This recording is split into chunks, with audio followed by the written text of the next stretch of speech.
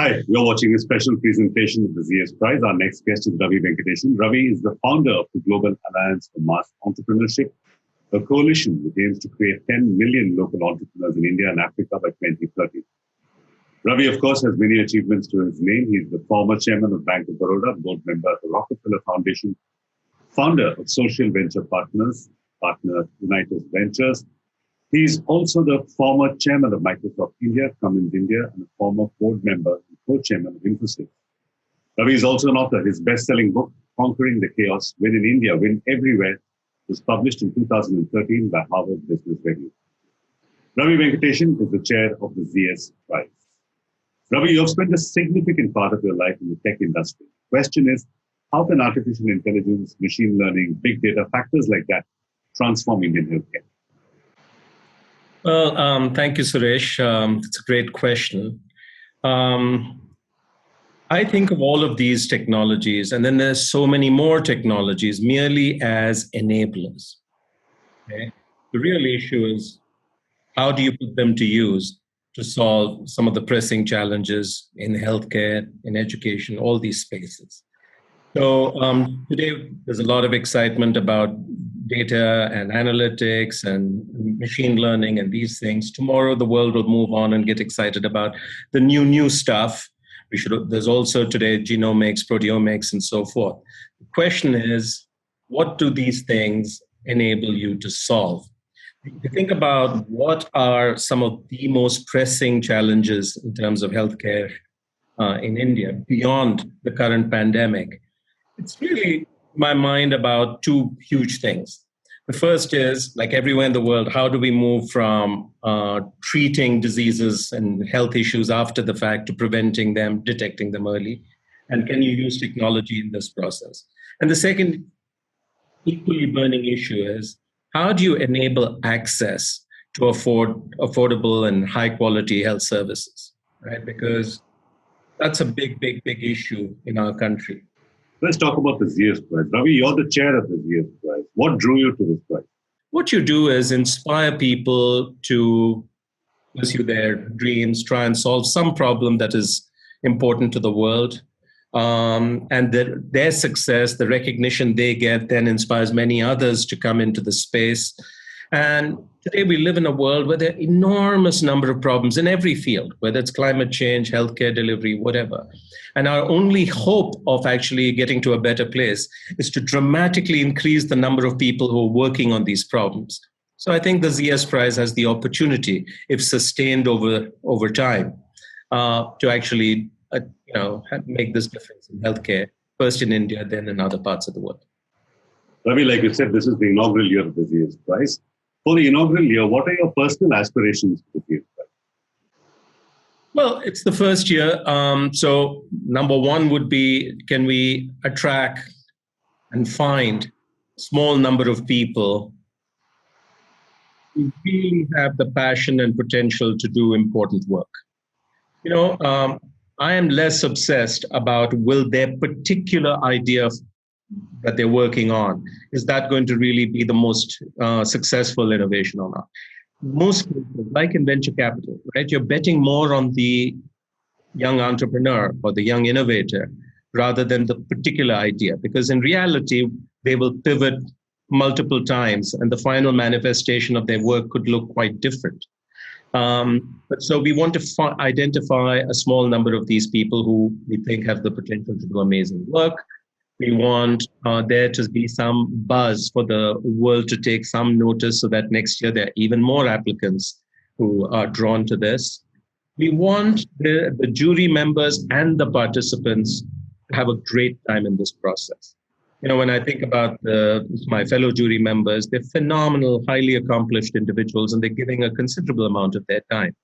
And I hope that the process gets them excited, they learn, they enjoy meeting these participants, and equally all the applicants get to learn and form these relationships with these eminent people. I think if we can do this, and that allows us next year to do even better, it would be a fantastic start. Ravi, what role do you see the ZS Prize in two aspects? One, advancing healthcare innovation and sort of catalyzing the innovation ecosystem in India. See, there are a lot of people out there who are smart, capable of doing great things, but they don't know what to apply their minds to. Or they say, well, I'm a technologist, I don't know anything about healthcare. And so they end up opting out. When you put together a curated set of problems or challenges, well, it inspires lots of people to come together and start working on these issues. That's a good thing. The second is once we have got the list of applicants down to a manageable number, the idea is that they get a mentor from ZS. Some of the jury members may also be helpful. And you start working with these innovators to think about how to develop their ideas and take it to scale, in the course of which partnerships will be critical.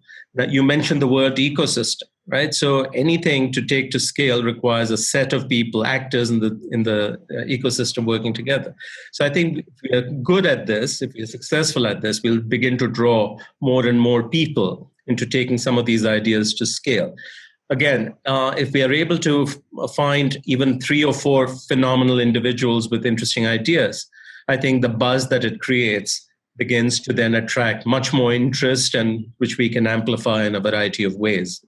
So yeah, I think it's a great start. The important thing is to get going and then iterate quickly. As jury chair, Ravi, what are you personally looking for in the ideas and innovations?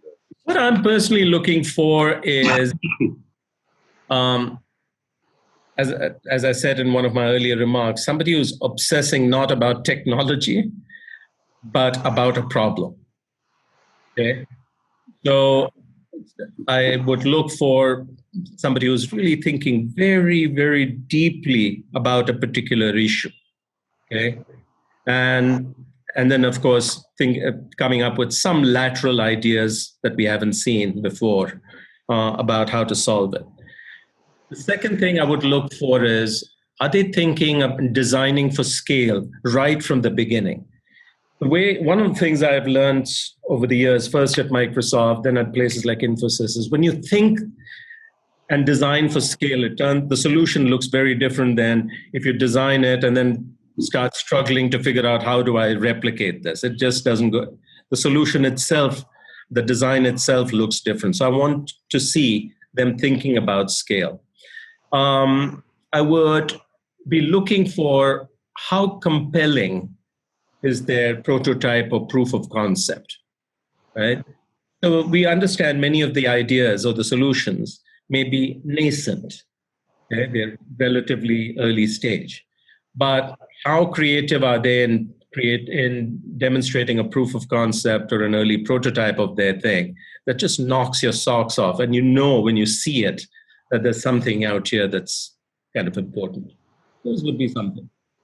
And of course, most of all, the individual, and if they are a small team, and the quality of that team.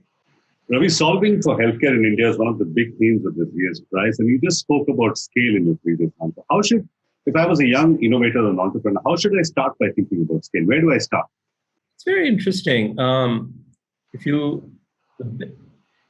wrote this book called Conquering the Chaos, which tried to make the argument that the single most important reason for a global company to come to India is innovation, not the market itself. Because India doesn't have a very big affluent segment, but you have a very large population of people who want things. In this case, they want access to affordable quality healthcare services, but are not able to pay much for it. Okay?